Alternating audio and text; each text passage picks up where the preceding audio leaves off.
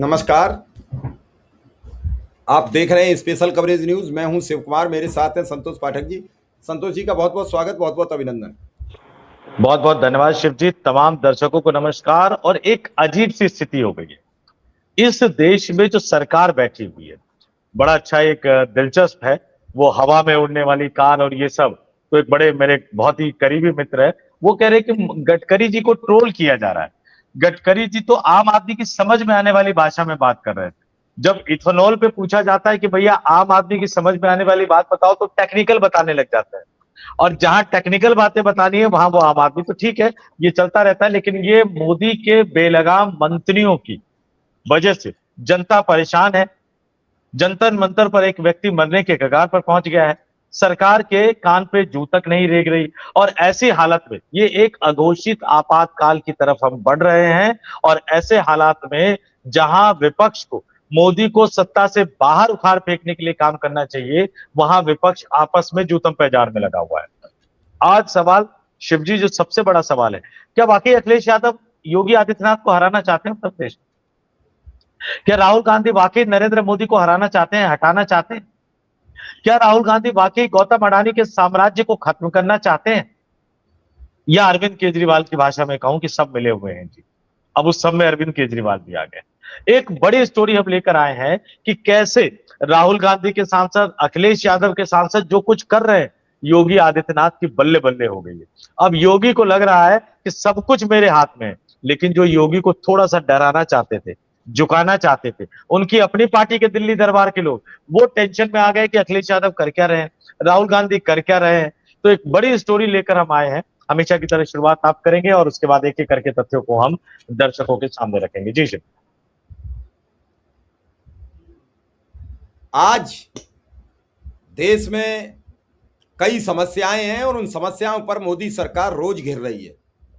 लेकिन पता नहीं इतने गिराव गिराव के बाद भी ईवीएम में जो वोट निकलता है वो मोदी का ही निकलता है। जीत मोदी की हो जाती है। अब 5 राज्यों में चुनाव है, जिनमें देश का सबसे बड़ा राज्य और विश्व का 7वां सबसे बड़ा एक तरीके से राष्ट्र मान लीजिए, उनमें जनसंख्या में उत्तर प्रदेश, उसमें भी चुनाव है। उत्तराखंड में चुनाव है, गोवा में चुनाव है, पंजाब में चुनाव है और मणिपुर में चुनाव है। इन 5 राज्यों में चुनाव होना है। इन 5 राज्यों में एक राज्य पंजाब को अलग कर दें तो 4 राज्यों में बीजेपी की सरकार है। उत्तर प्रदेश में इंडिया गठबंधन बड़ा मुतमईन है, क्योंकि लोकसभा में 80 सीटों में से 43 सीटें इंडिया गठबंधन ने जीती हैं। एक सीट निर्दलीय चंद्रशेखर ने जीती है। लिहाजा बीजेपी के खिलाफ 44 सीटें, बीजेपी 36 सीटों पर है। अब सवाल यह है कि चुनाव आ गया और जैसे जैसे चुनाव आ रहा है वैसे वैसे कांग्रेस के सांसद और सपा के सांसद आपस में जूतम पेजार पर उतर आए और भयंकर जूतम पेजार हो रही है।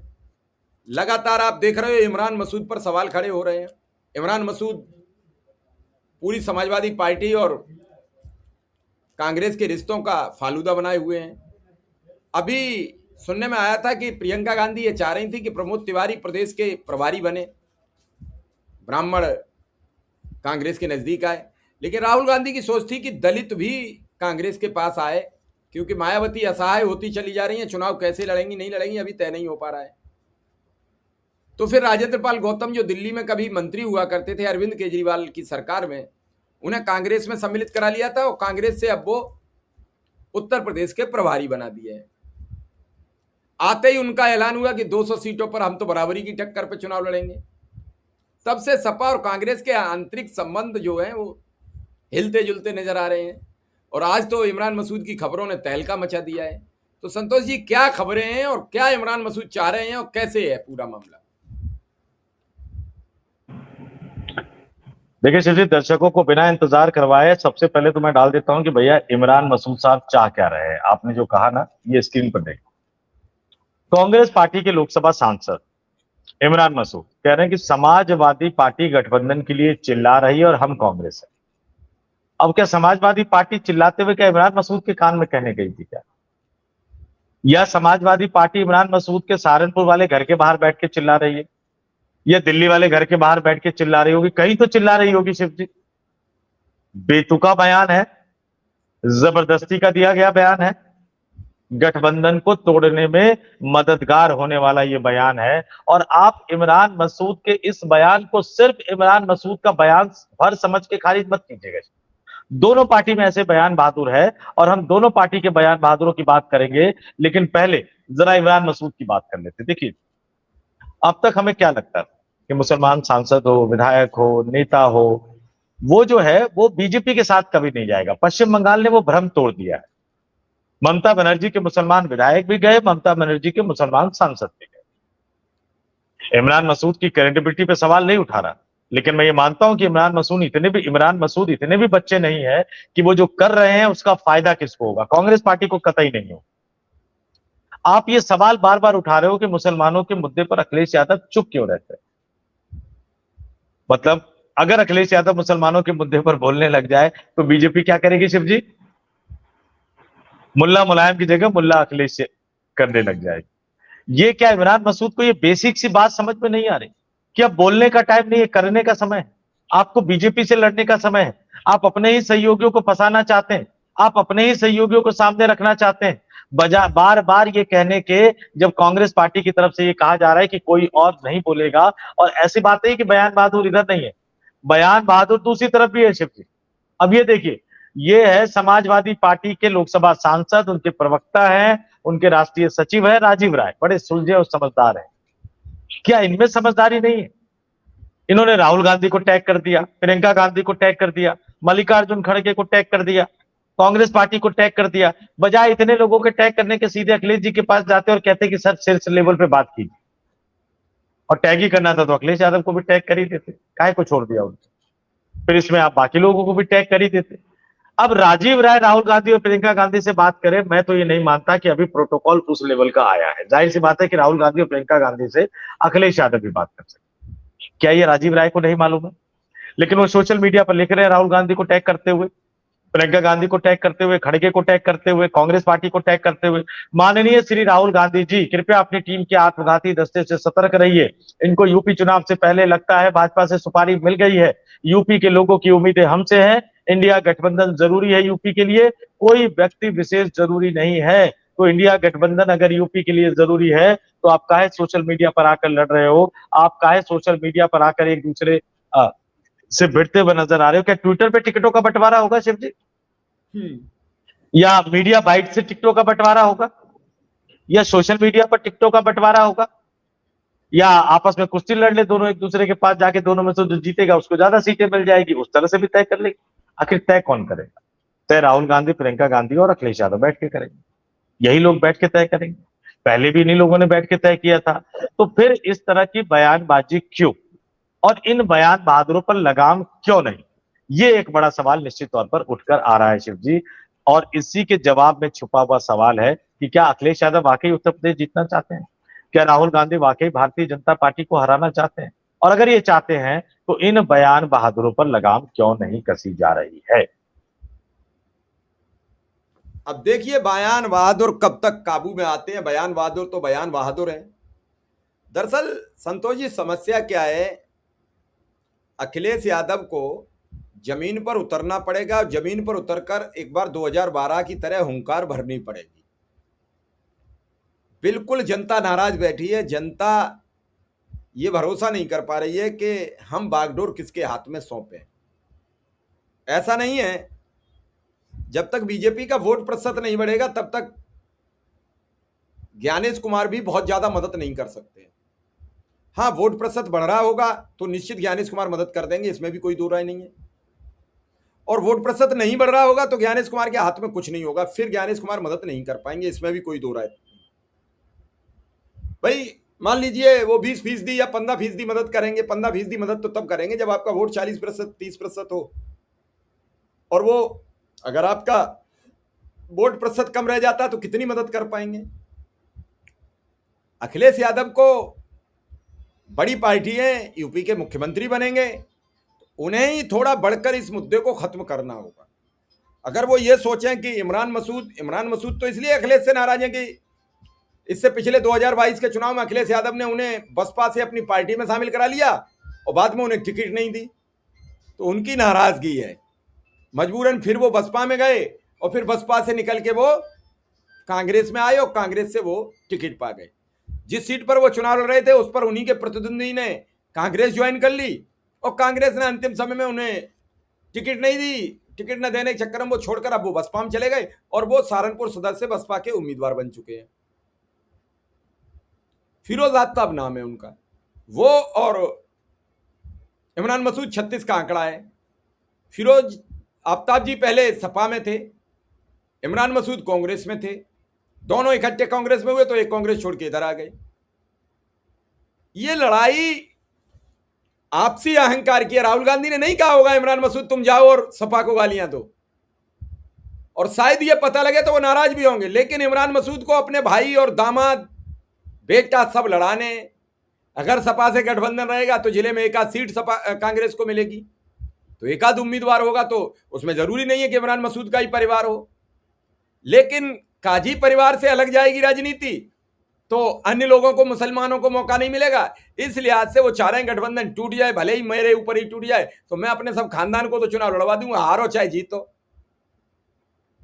ये हार जीत पहले ही जब दिमाग में भर ली जाएगी तो चुनाव जीतने के लिए लड़ा जाता है, हारने के लिए।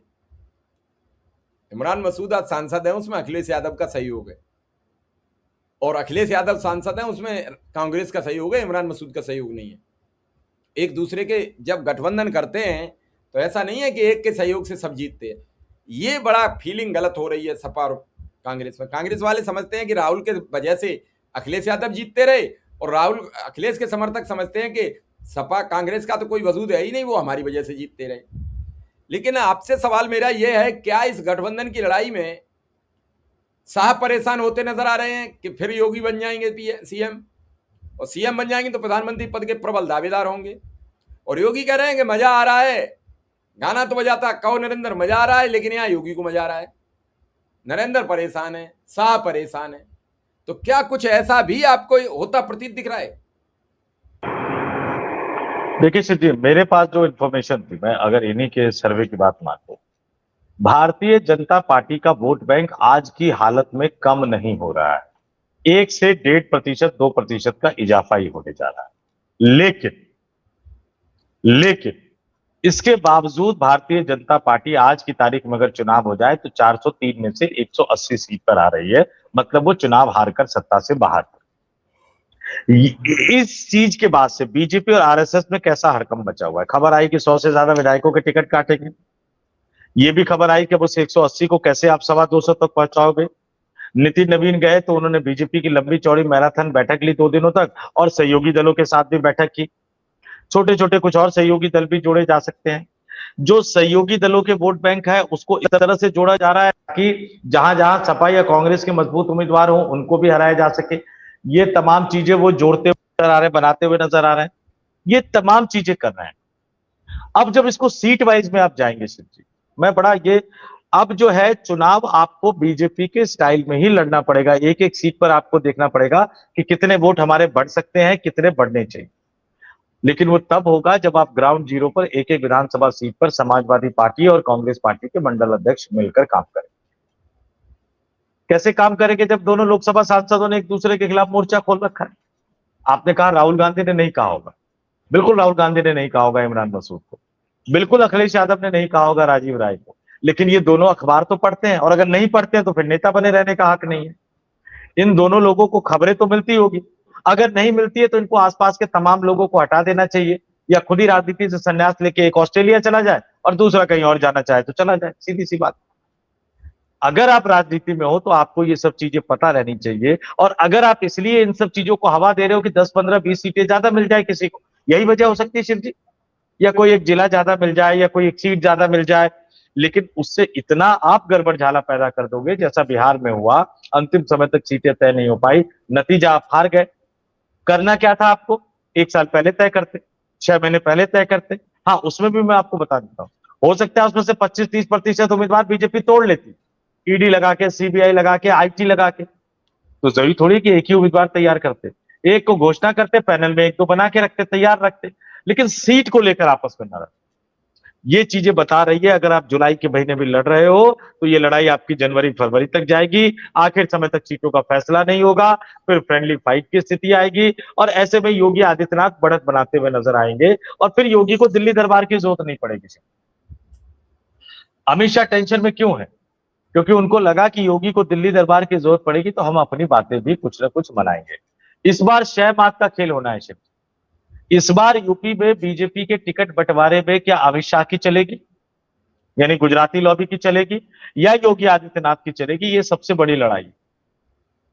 अगर योगी आदित्यनाथ कमजोर होते और यूपी हारने का अंदेशा होता तो फिर अमित शाह कहते कि नहीं, इसको हटाओ, इसको हटाओ, इसको हटाओ, हम इसको रखेंगे, इसको रखेंगे, इसको रखेंगे। अगर यूपी में कांग्रेस पार्टी और समाजवादी पार्टी बिखरी रही तो फिर योगी जिसको खड़ा करते, फिर तो योगी की चलेगी। तो ये तो भाजपा के अंदरूनी समीकरण है। लेकिन सवाल वही उठ रहा है कि राहुल गांधी और अखिलेश यादव बैठ के बातें क्यों नहीं कर रहे?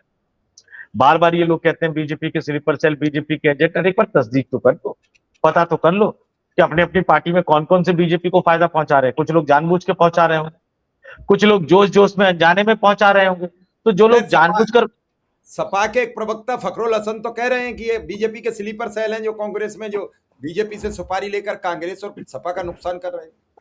बिल्कुल, तो यही स्लीपर सेल समाजवादी पार्टी में भी है, इसी टाइप के स्लीपर सेल तो दोनों में है शिव जी, और दोनों को ही ये तय करना पड़ेगा। देखिए, दो कैटेगरी है, एक जो बीजेपी के पेरोल पे है उनको तो पार्टी से तुरंत बाहर निकाल, और दूसरा जो बीजेपी के पेरोल पे नहीं है, वो सिर्फ ये इसलिए आना चाहते हैं कि यार मेरा आला कमान मुझे देख ले, मतलब अखिलेश तक मेरी बात पहुंच जाए कि हाँ मैं भी नेता हूं, या राहुल गांधी तक मेरी बात पहुंच जाए मैं भी नेता हूं। उनको बुला के कहिए कि देखो ऐसे बयान देने से तुम नेता नहीं बन जाओगे, क्षेत्र में काम करो और लिस्ट बनाओ, कहां हम जीत सकते हैं, कहां हम हार सकते हैं, और मेरे पास लेके आओ, हम देखते हैं। काम करो, जाके बयान मत दो, टीवी चैनल पे अखबारों पे मत जाकर बयान दो। लेकिन क्या ये दोनों नेता वो कह पाएंगे? कहने की स्थिति में तो है शिव, लेकिन क्या कह पाएंगे? देखिए, राजनीति में चुनने की स्थिति में आप तब होते हैं जब बड़े नेता बन जाते हैं। मैं आपको 2-3 उदाहरण दे दूंगा, और वो चुनना कितना जरूरी होता है ये भी बता देता हूं मैं आपको। मुलायम सिंह यादव ने जिन सहयोगियों को चुना शिव, उसमें से मोटे तौर पर आज भी कुछ को छोड़ दिया जाए तो समाजवादी पार्टी के साथ है। कांग्रेस पार्टी में संजय गांधी ने जिन नेताओं को चुना था उसमें से आज भी मोर देन 90% नेता कांग्रेस पार्टी के साथ हैं शिव। राजीव गांधी प्रधानमंत्री बने तो किनको चुना उन्होंने?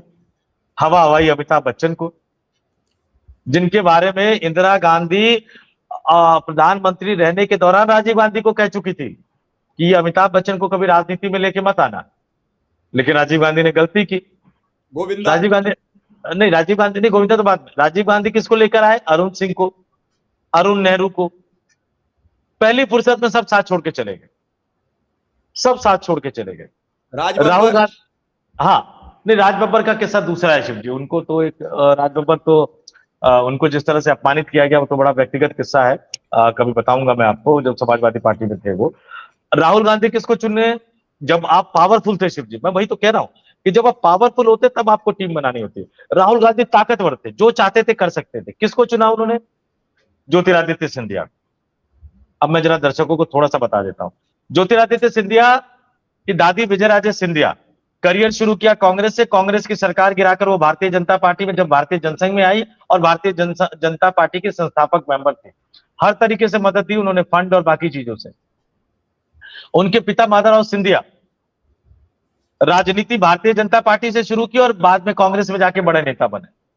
ज्योतिरादित्य सिंधिया राजनीति कांग्रेस से शुरू किया, भारतीय जनता पार्टी के मंत्री बने हुए हैं।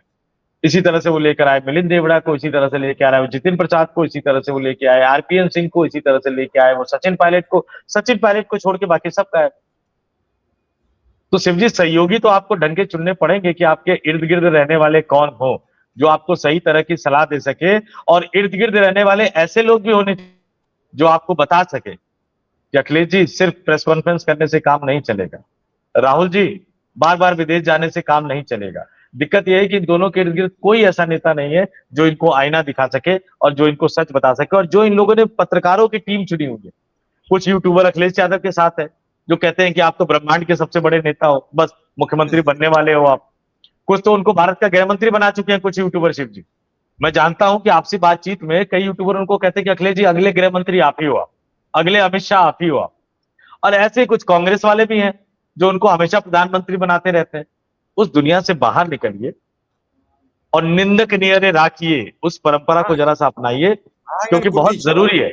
हाँ, आंगन कुटी छवाए, बहुत जरूरी है, ऐसे लोगों को आसपास रखिए। बाकी हम तो बहुत छोटे पत्रकार हैं, लेकिन हम जो कहते हैं वो बात बिल्कुल सच साबित हो जाती है शिव जी आने वाले दिन। चलिए संतोष जी, फिलहाल इस खबर को यहीं विराम देंगे और दर्शकों के ऊपर कमेंट छोड़ेंगे। क्या इस राहुल अखिलेश की लड़ाई में सपा का नुकसान हो रहा है या भाजपा का? हमें जरूर बताइए। आपका बहुत बहुत आभार, बहुत बहुत धन्यवाद। बहुत बहुत धन्यवाद। और अगर कोई दर्शक, अगर उनकी पहुंच हो राहुल गांधी तक ले जाए, तो हमारे वीडियो को थोड़ा सा उन तक भी पहुंचा देना। नमस्कार।